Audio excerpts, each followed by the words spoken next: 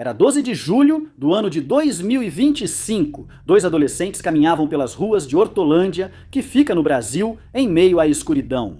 Eles arrastavam silenciosamente um carrinho de mão, cada um segurando em uma ponta diferente. O rangido dos pneus mal era percebido pelos vizinhos da região, que dormiam tranquilamente, sem saber do horror que passava pela calçada. Eles carregavam nela o corpo esquartejado de uma garota, cujos restos foram espalhados pelos arredores como se fosse lixo comum. Ela foi achada desmembrada na sexta-feira passada. A suspeita é que a jovem foi brutalmente assassinada e havia sido atraída para uma emboscada. Amigos, hoje quero recomendar um canal que sei que vocês vão gostar. Ele se chama Crimes da Meia-Noite. Lá vocês vão encontrar casos reais, narrados com detalhes, com uma narração envolvente que vai te prender desde o começo. Peço que vocês visitem o canal dele, se inscrevam e apoiem, porque esse apoio faz toda a diferença. No comentário fixado, deixo também um vídeo que vocês vão gostar. Nicole Fernanda Pogeri tinha apenas 15 anos. Era uma menina quando sua vida foi tirada, com uma brutalidade difícil de imaginar. Era uma adolescente e uma menina brasileira que, como tantas outras, explorava a emoção do seu primeiro amor. No entanto, essa experiência, que deveria ser uma etapa de descoberta e alegria, acabou se tornando o prelúdio de uma tragédia que abalaria o país inteiro. O caso, marcado por uma violência atroz e uma traição impensável, ganhou um lugar entre os crimes mais perturbadores ou assustadores deste ano. 2025 no Brasil, até mesmo os investigadores mais experientes, acostumados a lidar com cenas verdadeiramente sinistras, ficaram desconcertados diante de tamanha barbaridade. Porque o que estava diante de seus olhos não era apenas um corpo em pedaços, era o reflexo de uma crueldade desumana escondida atrás de rostos jovens e aparentemente inofensivos. Pois, uma vez que se soube a identidade dos autores, toda São Paulo ficou paralisada. Dezenas de perguntas começaram a surgir em torno do caso, principalmente quando a linha entre vítima e agressor parecia se confundir. Entre vínculos afetivos, ciúmes doentios e uma dinâmica perversa que, à primeira vista, não mostrava sinais de alerta. Mas o que foi que desencadeou tal nível de barbárie e violência? Essas e outras perguntas fizeram parte de um quebra-cabeça emocional e psicológico, cujas peças começaram a se encaixar lentamente, revelando uma história tão perturbadora quanto inesperada. Quem era essa menina? Quem era Nicole? Era simplesmente uma adolescente cheia de vida e sonhos, que deixou um grande vazio com sua partida. Familiares e amigos não só choraram sua ausência, como também reviveram com dor as últimas lembranças que guardavam. Entre elas, uma fotografia que Nicole havia enviado para sua mãe apenas alguns dias antes, sorrindo como uma típica jovem nas férias, sem saber que essa imagem se tornaria o último adeus. Ela enviou essa foto para a mãe dela, e a mãe dela adorou porque Nicole não costumava sorrir nas fotos. Mas dessa vez ela mandou dizendo: "Mãe, estou linda." Nascida na cidade de Mococa, no estado de São Paulo, Brasil, Nicole Fernanda Pogeri cresceu como uma jovem alegre e profundamente querida por todos ao seu redor. Seu caráter doce e sua disposição para ajudar os outros a tornaram alguém especial dentro de sua família e entre seus amigos. Dedicada aos estudos e com uma grande sensibilidade artística, encontrava no desenho uma de suas maiores paixões. Levava uma vida tranquila, igual a de qualquer adolescente da sua idade, repito. Rodeada de afeto, com sonhos para realizar e uma energia que iluminava os lugares por onde passava. Na escola, por exemplo, costumava ser aquele tipo de colega capaz de arrancar um sorriso de você, mesmo nos dias mais difíceis. Ela tinha uma energia contagiante, uma inocência encantadora e uma maneira muito especial de se conectar com quem estava ao seu redor.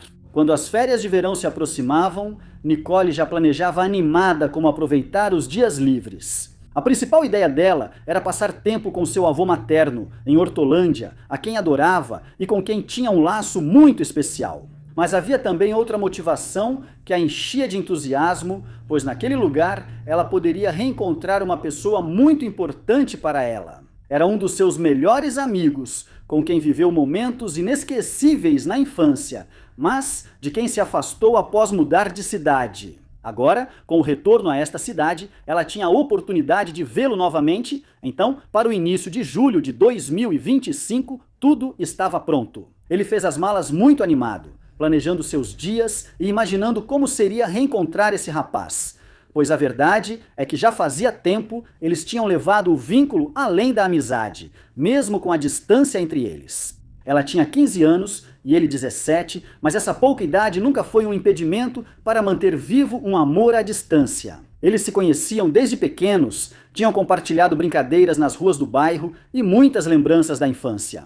Por esse motivo, a viagem significava muito mais do que passar férias de descanso.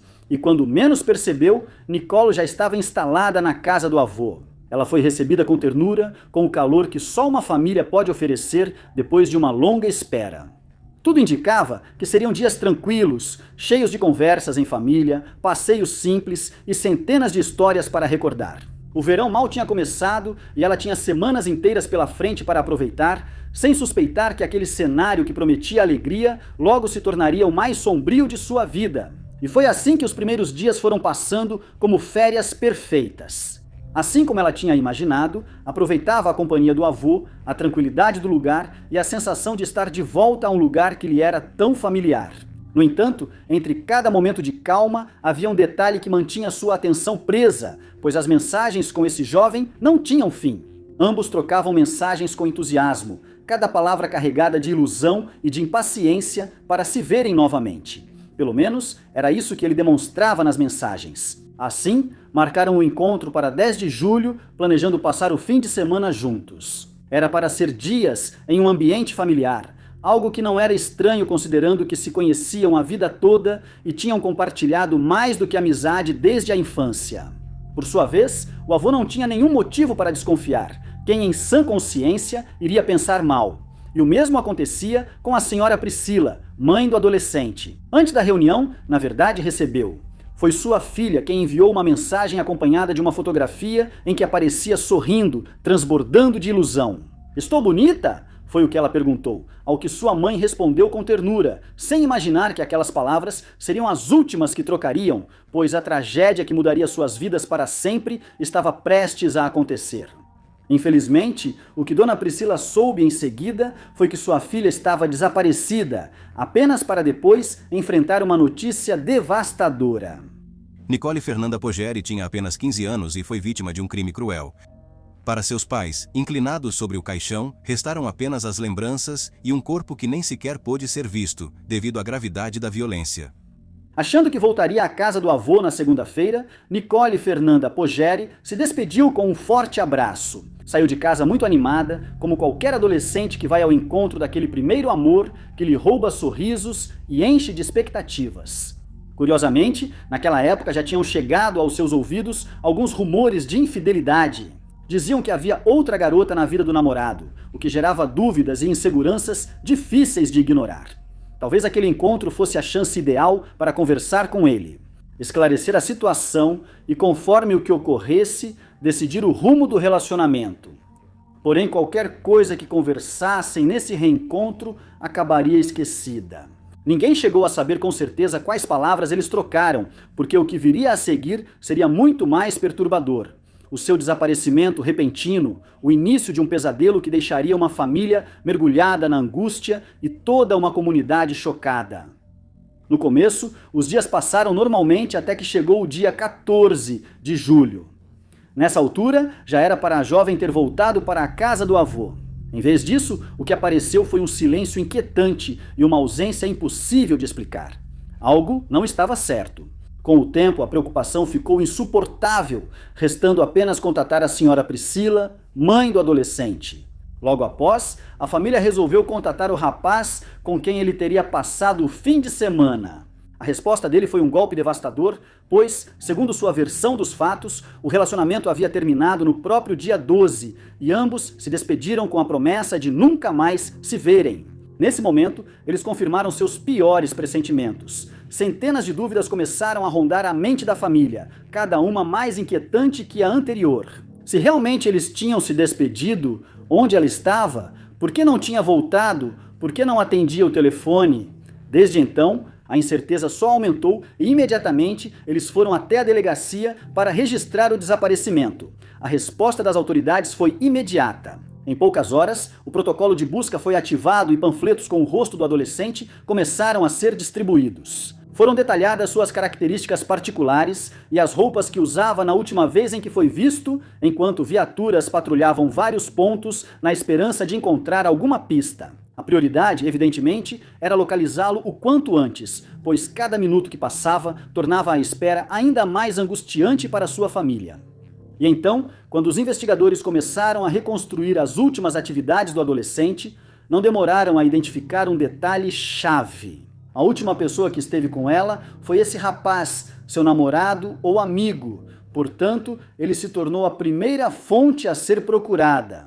E assim que foram procurá-lo, o rapaz simplesmente repetiu a mesma versão que já havia sido dada pela senhora Priscila, insistindo que o relacionamento havia terminado e que ambos haviam se despedido para nunca mais se verem. No entanto, o comportamento dele era inquietante. Ele se mostrava nervoso, evasivo e com uma frieza que surpreendeu os investigadores, como se o desaparecimento de sua agora amiga e ex-namorada não lhe causasse nenhuma angústia. Essa atitude, evidentemente, levantou suspeitas e levou a polícia a inspecionar sua residência. Lá, encontraram os primeiros sinais de que algo não se encaixava. Manchas vermelhas que exigiam uma explicação. Após a descoberta, o jovem deixou de ser apenas uma testemunha e passou a ser uma pessoa de interesse na investigação. No entanto, antes de qualquer acusação formal, era necessário enviar as evidências aos laboratórios forenses para análise. No entanto, era apenas uma questão de tempo até que a verdade viesse à tona e até mesmo surgisse o depoimento de uma testemunha. Havia sangue na sala, no banheiro, na cozinha, havia lama. Possivelmente ele deve ter deixado a garota lá. Depois ele queimou a prova, que seria a cama. A cama estava com sangue. Ele queimou. Ninguém queima uma cama à toa. Enquanto isso, os pais do adolescente não ficaram de braços cruzados. A angústia os impulsionava a continuar procurando por conta própria, acompanhados pelas autoridades locais e com o apoio de cães treinados em rastreamento. Cada operação representava uma mistura de esperança e, ao mesmo tempo, medo, pois desejavam encontrá-la com vida, mas, ao mesmo tempo, temiam se deparar com a confirmação de seus piores temores. E assim se passaram 4 dias de incerteza e insônia, até que, finalmente, a investigação teve uma reviravolta importante em 18 de julho. Nada poderia ter preparado a família para enfrentar a dor dessa primeira descoberta. A vida como conheciam deixou de existir e eles entraram em um pesadelo que jamais imaginaram. E foi assim que, envolto em lençóis e plástico, foi detectado um volume estranho no meio da lagoa do bairro, preso com pedras, como se alguém quisesse garantir que permanecesse escondido debaixo d'água. A descoberta aconteceu depois que um cão farejador da guarda municipal sinalizou insistentemente aquele ponto entre os matagais da margem. Os agentes se aproximaram com cautela e, ao levar o objeto até terra firme, compreenderam a gravidade do que tinham diante deles. Curiosamente, o local ficava muito perto da casa da avó de Nicole Fernanda Pogeri, além de corresponder à área onde ela poderia ter sido vista pela última vez. Infelizmente, não se tratava de um corpo intacto, mas sim de fragmentos dele. Dentro dos tecidos e do plástico, foram encontrados o torso e a cabeça, com sinais visíveis de violência. O restante havia sido separado deliberadamente, os braços e as pernas, o que confirmava a brutalidade com que se tentou apagar a identidade da vítima. As pedras presas a ele também revelavam a intenção de mantê-lo submerso e oculto no fundo da lagoa. Os investigadores sabiam que não estavam diante de um simples desaparecimento que havia terminado mal, mas sim diante de um crime planejado para dificultar a investigação. E não havia nenhuma dúvida, tratava-se da senhorita, da menina, cujos restos estavam enrolados em alguns lençóis que chamaram a atenção imediatamente, como já te contei, por sua estampa particular. Não eram tecidos comuns, mas peças facilmente reconhecíveis. E foi assim que a confirmação chegou pouco depois, quando o próprio pai do principal suspeito, ao chegar à cena, identificou o desenho como parte dos pertences de sua própria casa, sendo esse um fator determinante no curso do caso. E embora a cena já fosse perturbadora o suficiente, as autoridades não demoraram a perceber outro detalhe inquietante, e é que nas costas da menina estavam escritas as siglas PCC, um acrônimo diretamente associado a uma das organizações criminosas mais violentas de São Paulo. A mensagem parecia clara: fazer parecer que se tratava de um acerto de contas. No entanto, essa versão rapidamente desmoronou. Era bem sabido que o adolescente não tinha nenhuma relação com grupos desse tipo, e o suposto vínculo não tinha fundamento. Ainda assim, os investigadores dedicaram o tempo necessário para examinar essa possibilidade, para depois concluir que não passava de uma tentativa desajeitada de desviar a atenção. A cena, longe de refletir um crime ligado a esse grupo criminoso, revelava outra realidade muito mais perturbadora, ou seja, a sanha e a premeditação originadas de um círculo íntimo de alguém muito próximo da vítima. E como mencionamos antes, os braços e as pernas haviam sido separados do tronco, os mergulhadores trabalharam intensamente na lagoa com a esperança de recuperar o corpo completo, mas naquele dia não conseguiram encontrá-los. Foi preciso esperar até o dia 24 de julho, quando após vários dias vasculhando os arredores, finalmente apareceram as partes restantes. Elas estavam escondidas dentro de sacos de lixo, o que confirmava a intenção de fragmentar e dispersar as evidências para dificultar qualquer investigação. E assim, após as análises correspondentes de todas as partes humanas, já em estado de decomposição, ficou evidentemente claro. Não restou nenhuma dúvida de que se tratava de Nicole Fernanda Poggiere. Essa garota ou essa menina que simplesmente tinha ido de férias para ver o avô e, de quebra, reencontrar quem ela considerava seu verdadeiro amor, um amor de adolescente. Que, por outro lado, e durante as investigações, começaram a surgir novas evidências. Ao ampliar a inspeção da área, os investigadores localizaram em um terreno baldio, próximo à casa do principal suspeito, vários objetos reveladores. Entre a vegetação, apareceram 2 facas de cozinha com manchas vermelhas e uma marreta que, segundo os peritos, teria sido utilizado para provocar o traumatismo craniano detectado no corpo. Esses elementos terminaram de reforçar a hipótese de um crime cometido com frieza e premeditação. E assim, com cada descoberta, o caso começava a tomar forma, como um quebra-cabeça macabro. As peças iam revelando pouco a pouco o que havia acontecido e quem estava por trás do crime. A polícia, então, decidiu concentrar seus esforços na relação entre a jovem e seu namorado, convencida de que ali poderiam encontrar respostas. E então surgiram novas pistas que acabaram reforçando essa linha de investigação e aproximaram os agentes da verdade. Segundo a polícia, o namorado de Nico Uli teria agido com a ajuda de outra adolescente de 15 anos, com quem ele também mantinha um relacionamento. A investigação aponta que ele estaria usando Nico Uli para provocar sua outra namorada. O trabalho da polícia cibernética permitiu recuperar mensagens que revelaram uma verdade ainda mais perturbadora. É que nelas ficou evidente que o rapaz não havia agido sozinho. Tudo indicava que ele tinha a cumplicidade de outra adolescente, a mesma com quem se relacionava paralelamente. Ele escreveu: "Se ela quiser, eu mato essa garota de quem ela não gosta. Eu também não suporto ela, tentei deixá-la com ciúmes porque ela estava com outro garoto lá." As mensagens recuperadas revelavam muito mais do que simples confissões. Elas expunham o verdadeiro motivo do crime e davam uma reviravolta arrepiante ao caso, já que não se tratava de um fato isolado nem de um impulso momentâneo. Eram 2 adolescentes os responsáveis, unidos pelo ciúme e pela cumplicidade. O que aconteceu não parecia uma simples discussão que saiu do controle, mas sim um ato premeditado, pois tudo indicava que Uli havia sido levada sob engano até um local de onde nunca poderia voltar. E como se não bastasse tudo o que acabei de te contar, o cinismo dos responsáveis parecia não ter limites.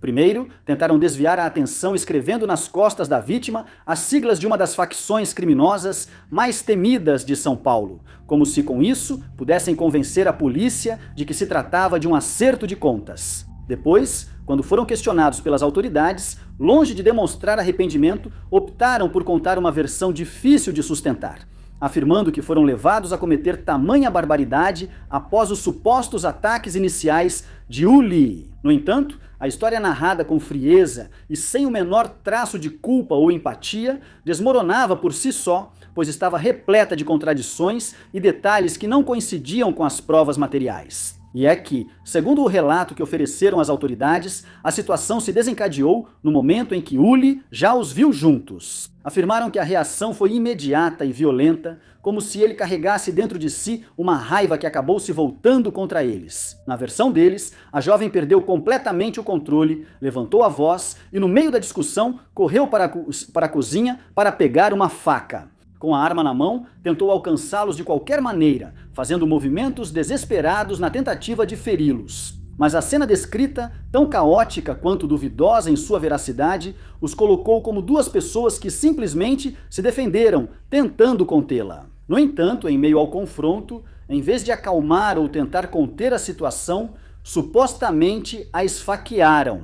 Mas o que realmente foi incompreensível foi o que os peritos revelaram. E é que o corpo não apresentava 1 ou 2 ferimentos que pudessem ser interpretados como resultado de um confronto, mas sim um número esmagador de facadas que cobriam grande parte de sua anatomia. A isso se somava um forte traumatismo crânioencefálico, evidência suficiente para desacreditar completamente a versão que os acusados tentavam sustentar.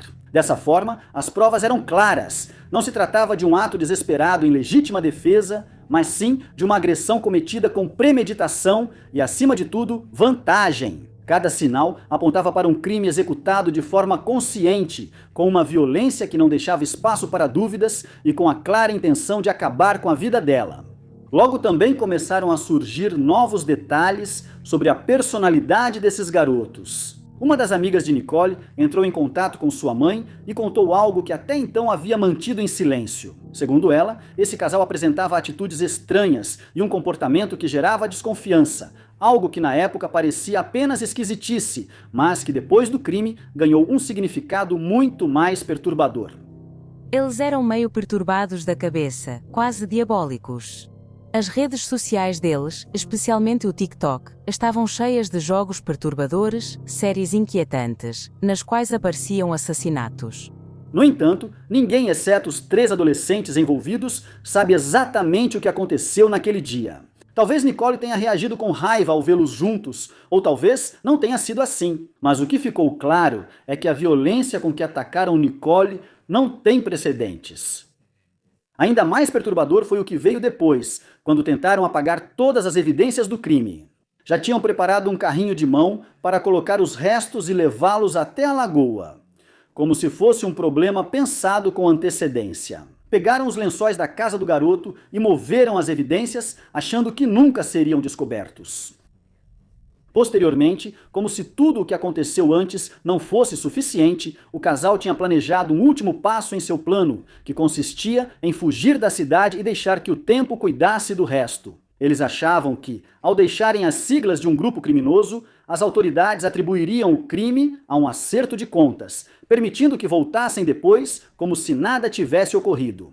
O que eles não imaginavam, evidentemente, era que a polícia já estava de olho neles. Desde o momento em que apareceram as primeiras evidências na casa do rapaz, seus nomes passaram a liderar a lista de pessoas de interesse. A busca para localizá-los começou imediatamente e, em questão de horas, seus rostos estavam em panfletos e publicações oficiais que circulavam por toda a região. O objetivo, então, era claro, detê-los antes que conseguissem ir longe demais. Que naquele momento, os jovens já tinham conseguido se afastar da cidade e estavam em outro lugar. Uma cidade localizada a quase 500 quilômetros de distância. Lá, eles foram recebidos pela avó materna do rapaz, que aparentemente tentava protegê-los e evitar que acabassem na cadeia.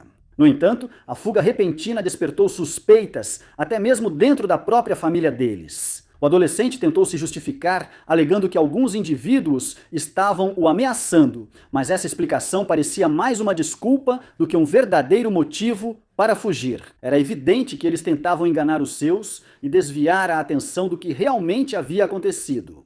E com as autoridades já em seu encalço, além da pressão social crescendo a cada dia, sua captura era apenas uma questão de tempo.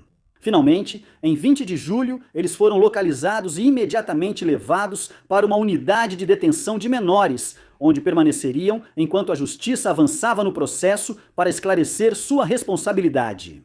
Após serem detidos, os jovens relataram friamente cada detalhe do ocorrido. No entanto, nem mesmo a magnitude de sua crueldade era suficiente para garantir uma condenação proporcional ao dano causado. Sua condição de menores de idade, isso, como já sabemos, os protegia de uma sentença exemplar. Eles abriam a possibilidade de enfrentar apenas alguns anos de reclusão em um centro socioeducativo, com um máximo de 3 anos antes de recuperar a liberdade. Mas, por outro lado, infelizmente para a família afetada, essa é uma verdade impossível de digerir. Eles carregarão para sempre o vazio deixado por Nicole, enquanto os responsáveis, em poucos anos, poderão recuperar a liberdade, refazer a vida e continuar como se nada tivesse acontecido. Para eles, não haveria condenação suficiente, porque o dano causado não se mede em tempo de reclusão. O que eles tiraram, então, nunca poderá ser devolvido e a ferida que deixaram vai permanecer aberta para sempre.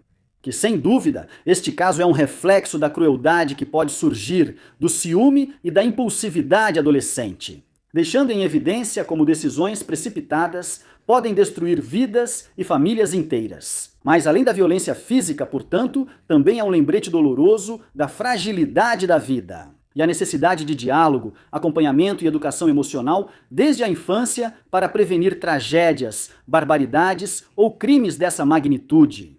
Mas enfim, no final, me diga você o que acha desse caso.